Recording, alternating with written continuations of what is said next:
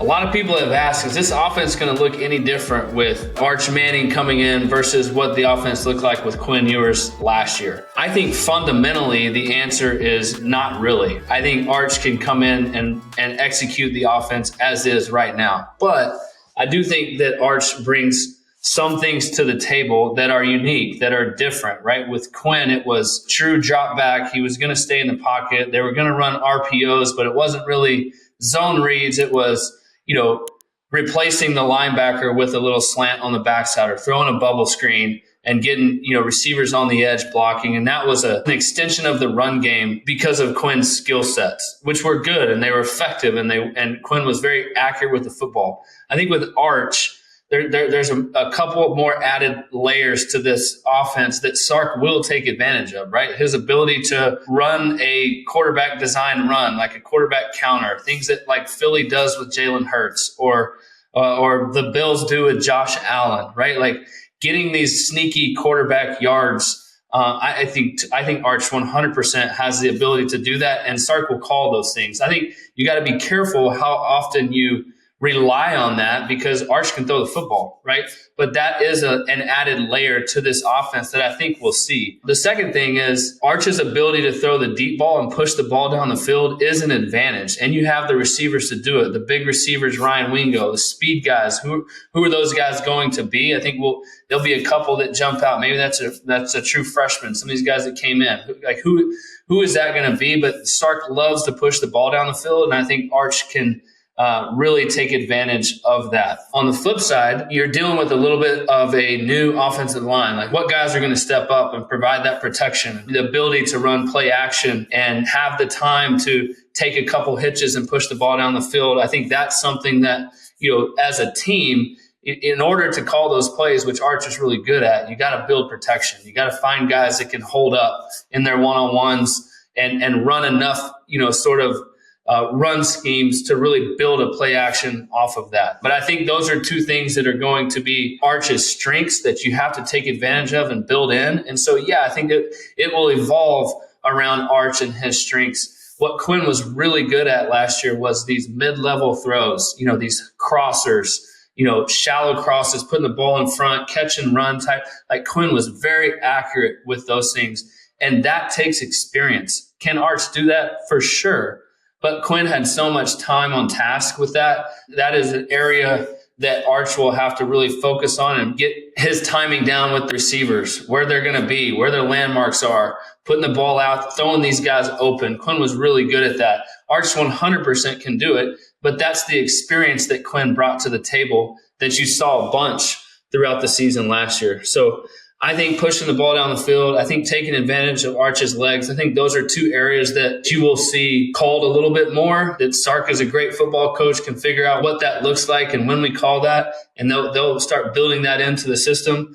If there was an area of improvement for Arch, I would say, when you are calling these shots or you're pushing the ball down the field or you're running these, deep downfield concepts that take time to develop, it's holding up front with the offensive line, and it's Arch, as a young guy saying, okay, I might get heated up on this, so now the play's dead. Where's my outlet? Where's my tight end? Where's my running back? Where's my quick answer that I'm not taking a sack or a sack fumble or something catastrophic or pushing it into double coverage when the look's not what we practiced, right? Those are things that Arch can, really work on this offseason and in training camp to understand, like, where are all my eligibles? For me, when I was playing quarterback as a young guy early in my career, I always we're going to work on this all week, and this is our game plan play. I want to hit it, right? But what I got better at, as the more I played, and what Quinn was really good at, is when those things take a long time or you see a different look or protection breaks down, being able to take a 3-yard gain to the running back in the flat as opposed to a 10-yard sack. That's a big difference for a play caller in Sark and for your offense as a whole. And that just takes reps, right? And so I think Arch is fully prepared to go take this thing, to go run with this thing. I'm extremely excited to watch him play. But I think just, for a young guy, your pocket presence, your awareness, all those things, as many reps as he can get this offseason in training camp. We're not playing in the spring game. That's okay. That's not a big deal to me at all. But I think, being able to understand that and learn from that and figure that out. Arch is super smart. He's so mature. I think he'll be just fine, but that's areas to focus on. I think Texas will take advantage of Arch's athletic ability, his mobility. Like when play breaks down, he can still make a play, right? He can run for a couple first downs a game, which really changes the flow of the offense, right? He has the big arm. He has the pedigree. He has the athletic ability. I think there'll be some design runs and design ways to get him to carry the football. And I think there'll be ways to really push the ball down the field and take shots. Like that's what he likes to do. And Sark is very much so is after the big play and after the matchup and getting a one-on-one that they can take advantage of. But is it going to be something that Texas relies on?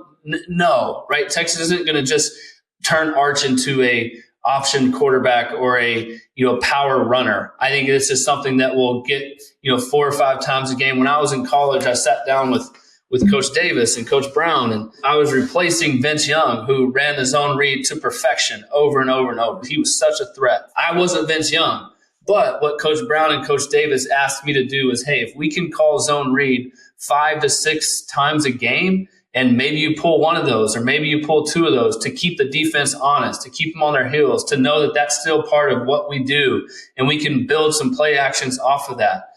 I think that's exactly what this offense will be with Arch, right? He has the ability to run. He can take advantage of his legs. When things break down, he can go make plays. But this is still Sark's offense, and Arch is running a pro-style offense, and he's going to show you his ability as a quarterback to run the show. I just think that may be an added element here and there throughout the season. All right, the biggest game, is the first game, right? And Texas has got to go on the road to Ohio State, defending national champions. And to be quite honest, it's a totally different matchup than what they played in the semifinal game. Look, Ohio State has a new offensive coordinator and a new defensive coordinator. Right? Texas really isn't going to know exactly how Ohio State's going to play. They're going to know the personnel. They're going to know the guys they're going against, but they're not going to know the scheme. Ohio State's probably not going to play a spring game. If they do, they're not going to show you anything.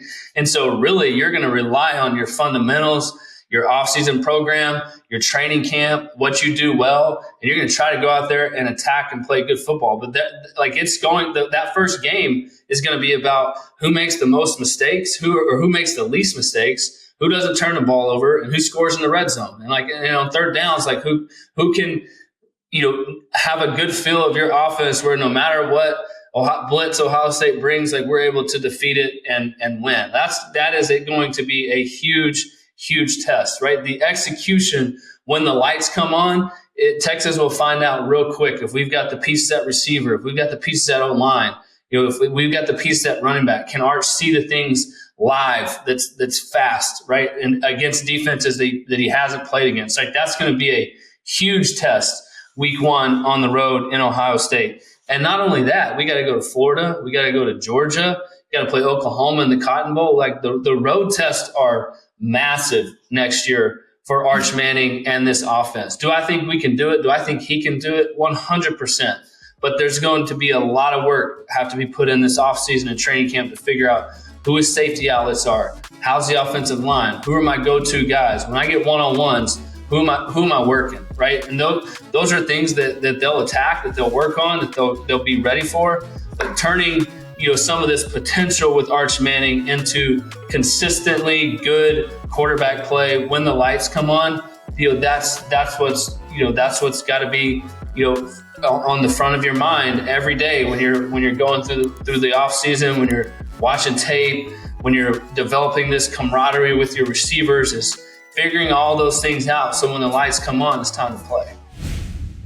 Spice up your sports viewing experience with the Underdog app. Underdog is the best place to play. Pick 'em on all of your favorite sports.